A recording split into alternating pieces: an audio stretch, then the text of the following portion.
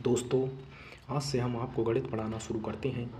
यह गणित आपको विभिन्न प्रतियोगी परीक्षाओं जैसे UP triple S C PET, UP triple S C Lekhpal, UPP police, UPPSI, Uttar Pradesh video, SSC, CTET, TET, UP TET, super TET, REET, UPSC, UPPCS के विभिन्न प्रतियोगी परीक्षाओं में आपकी मदद करेगा। तो हमारा पहला टॉपिक है वर्ग।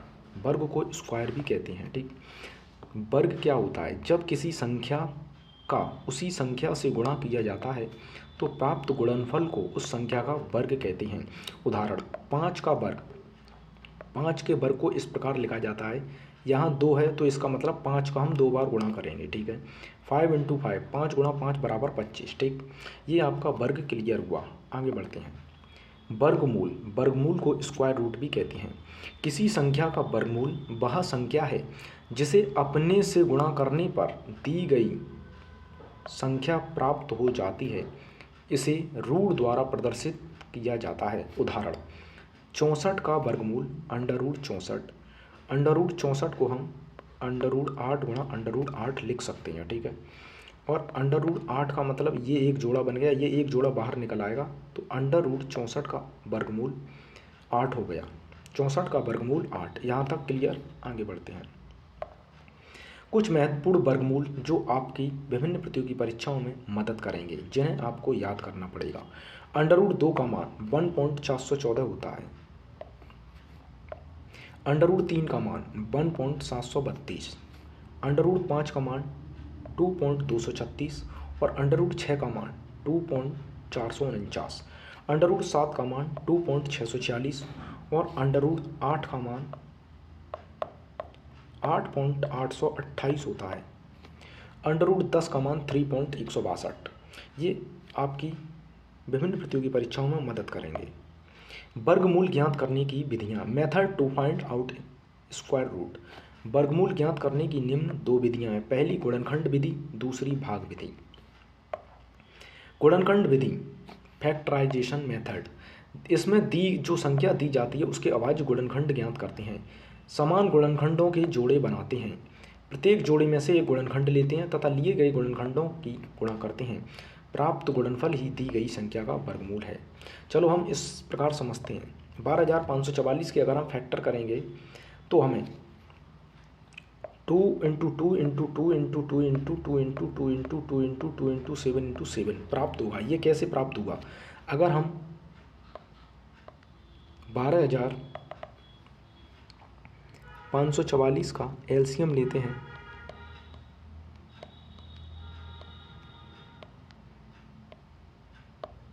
तो सबसे पहले हम इसे 2 से डिवाइड करेंगे।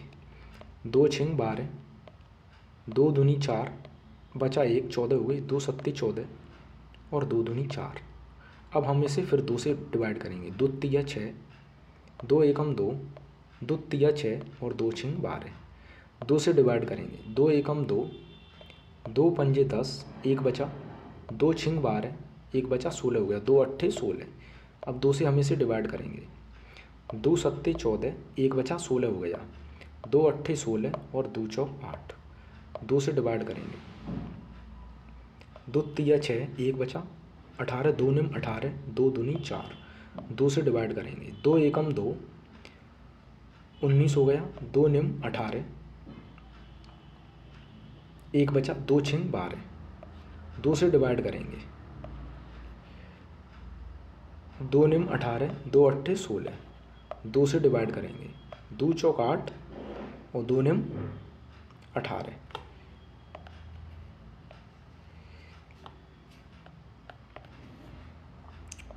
अब 49 2 के पाड़े में आता नहीं, 3 के में आता नहीं, 4 के में आता नहीं, 5 के में आता नहीं, 6 के में आता नहीं, तो हम इसे 7 से डिवाइड करेंगे। 7 सत्ते 49 और 7 एकम 7। तो इसके गुणनखंड कितने बन गए? इसके गुणनखंड हमें देखने को मिल रही हैं। देखो, 1 जोड़ा, 2 जोड़ा, 3 जोड़ा, 4 जोड़ा और ये 5 जोड़ा। तो हम देखो 2 एक जोड़ा बाहर निकल आया, ये हमने जोड़े बनाए 1 2 3 4, 2 के 4 जोड़े हैं, 7 का एक जोड़ा है। एक एक जोड़े को बाहर निकाल लेंगे, ऊपर बताया था हमने। तो 4 जोड़े, 2 निकल आए, एक जोड़ा 7 का निकल आया। इनका आपस में हम मल्टीप्लाई करेंगे, 2 दूनी 4, दूनी 8, दूनी 16, 16 सत्ते 112। तो 12,544 का वर्गमूल 112 निकल आया। यहाँ तक कोई दिक्कत? चलो आगे बढ़ते हैं। सेकंड विधि होती है गुणनखंड ज्ञात करने की, वर्गमूल ज्ञात करने की विधि, भाग विधि, डिवीजन मेथड। इसमें दी गई संख्या के इकाई के अंक की ओर से दो दो अंकों के जोड़े बनाए जाते हैं।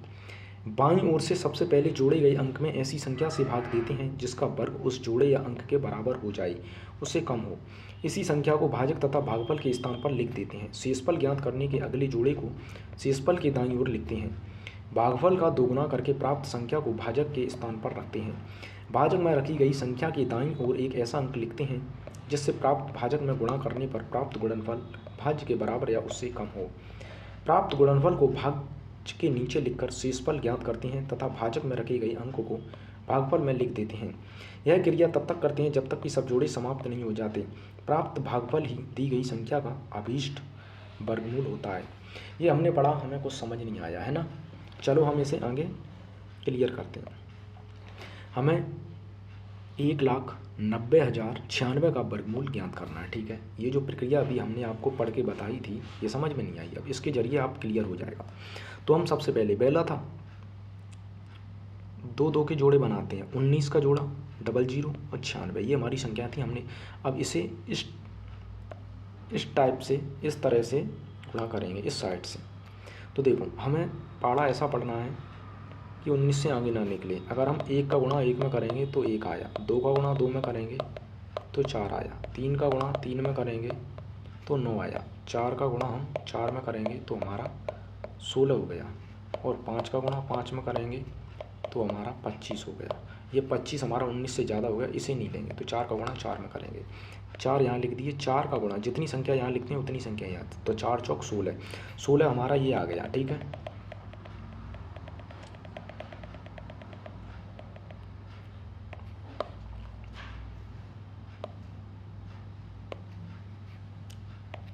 ठीक, 16 हमने यहाँ लिख लिया। अब 19 में से हम 16 घटाएंगे, हमारी 3 आ गई।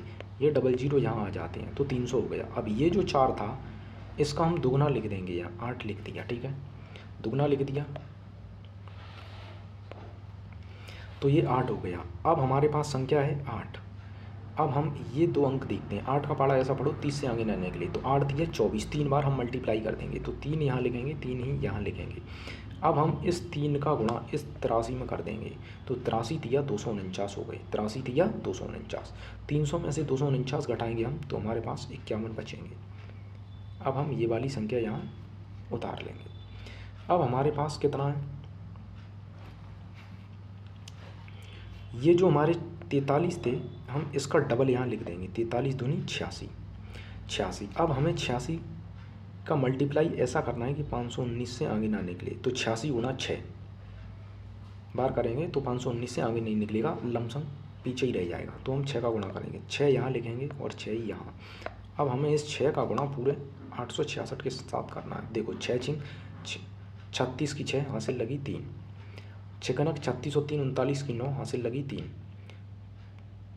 6 गुणा 8 48, 48 और 3 51 हो गए। तो 51 96 से 51 96 घटा देंगे, 0 आ गया। अब हमारी ये जो संख्या निकली यही संख्या हमारी वर्गमूल हो जाएगा, ठीक है।